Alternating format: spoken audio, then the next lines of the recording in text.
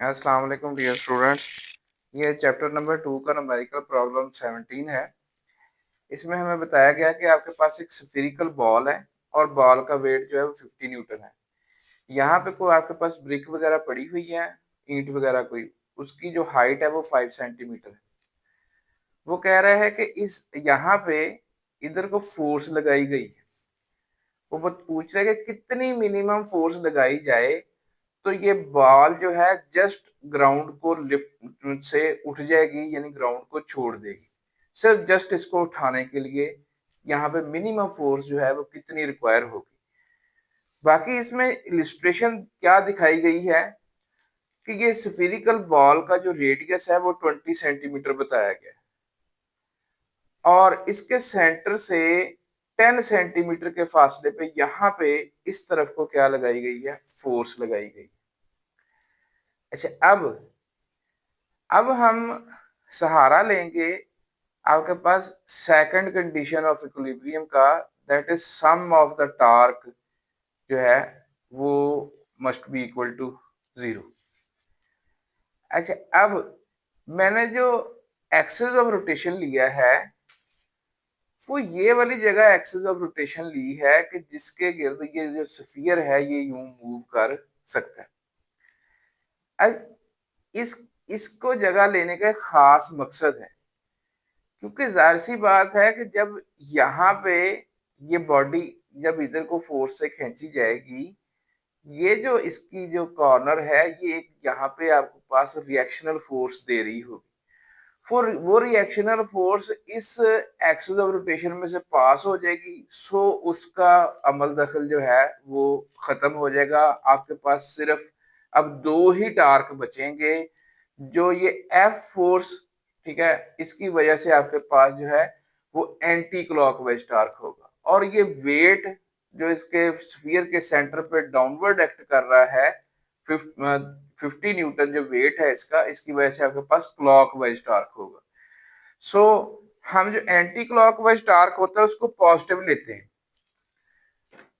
अच्छा, अब ये आ गया ये फोर्स इनटू ये मूवमेंट आर्म में 25 लिखा है। आप सोच रहे होंगे कि ये 25 कहां से आ गए। असल में अगर ये एक्सिस ऑफ रोटेशन है, ये line of action of force है, तो एक्सिस ऑफ रोटेशन से line of action of force के ये जो परपेंडिकुलर डिस्टेंस होता है इसको हम कहते हैं कि ये मूवमेंट आर्म है।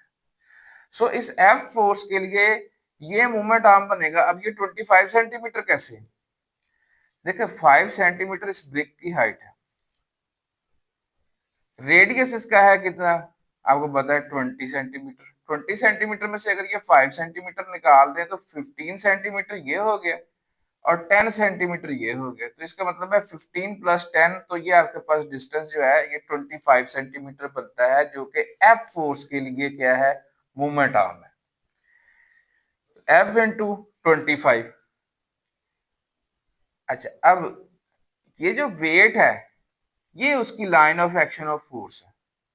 इसके लिए जो मूवमेंट आर्म बनेगा वो ये एल बनेगा, लेकिन ये एल के बारे में हम जानते नहीं है कि ये कितना है, लेकिन हम जान सकते हैं। अब देखें कि ये आपके पास एक राइट एंगल ट्रायंगल बन रही है, जिसमें ये वाली जो हाइपोटेन्यूज है ये आपके पास 20 सेंटीमीटर है। क्यों? क्योंकि ये स्फीयर का रेडियस है। ये आपके पास है 15 सेंटीमीटर, वो मैंने पहले बता दिया कि क्योंकि ये टोटल यहाँ तक 20 सेंटीमीटर था, इसमें से ये 5 सेंटीमीटर ये जो ब्रिक है इसकी हाइट निकल गई, तो ये बाकी आपके पास 15 सेंटीमीटर बना। यानी आप ये समझ लें कि आपके पास हाइपोटेन्यूज भी है और समझ लें परपेंडिकुलर भी है। आपने ये बेस क्या करनी है, फाइंड करनी है। सो आपके पास जो है पिथागोरस थ्योरम होता है कि आपके पास परपेंडिकुलर का स्क्वायर प्लस बेस का square is equal to hypotenuse का स्क्वायर। यहाँ पे आपने ये बेस मालूम करनी है। So L square will be equal to 20 का स्क्वायर माइनस 15 का स्क्वायर, 400 माइनस 225 175। लेकिन ये 175 ये एक्चुअली एल स्क्वायर है, यानी ये सेंटीमीटर स्क्वायर है। इसका यूनिट जो है 175 सेंटीमीटर स्क्वायर। अगर हमने एल फाइंड करना है तो दोनों साइड पे स्क्वायर रूट ले लेंगे, एल की वैल्यू आ जाएगी 13.23 सेंटीमीटर। सो हमें ये 50 न्यूटन फोर्स का जो मूवमेंट आर्म बनता है यानी एक्सिस ऑफ रोटेशन से परपेंडिकुलर डिस्टेंस वो हमने फाइंड कर लिया, ये 13.23 सेंटीमीटर है। सो हम जो है ये एल को 13.23 सेंटीमीटर जो है वो पुट करेंगे, लेकिन उससे पहले आप ये जो या जो आपके पास ये डब्ल्यू इंटू एल, ये जो माइनस का लिखा हुआ है टार्क, क्योंकि ये क्लॉकवाइज था हम इसको इक्वल टू के दूसरी साइड पे ले गए, तो ये माइनस का इधर था, ये इधर आके पॉजिटिव का हो गया। वेट 50 न्यूटन था, मल्टीप्लाई ये आपके पास 13.23 सेंटीमीटर। अब आप सोच रहे होंगे कि आमतौर पे तो हम जो है सेंटीमीटर वगैरह में अगर हमारे पास दिया हो तो उसको मीटर में कन्वर्ट करते हैं, यहाँ क्यों नहीं किया?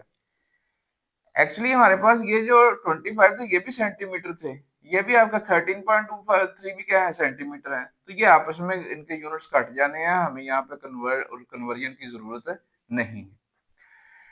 सो F will be equal to 50 into 13.23, ये 25 इधर आके डिवाइड हो गया, 25 आपके पास 2 टाइम्स 50 और 13.23 into 2 आपके पास 26.46 न्यूटन आ गया। सो 26.46 न्यूटन वो मिनिमम फोर्स है कि जो इस पोजीशन पे अगर लगाई जाए तो उससे ये बॉल जो है ये ग्राउंड को छोड़ सकती है, यानी थोड़ा लिफ्ट हो सकती है। Hopefully answer the question.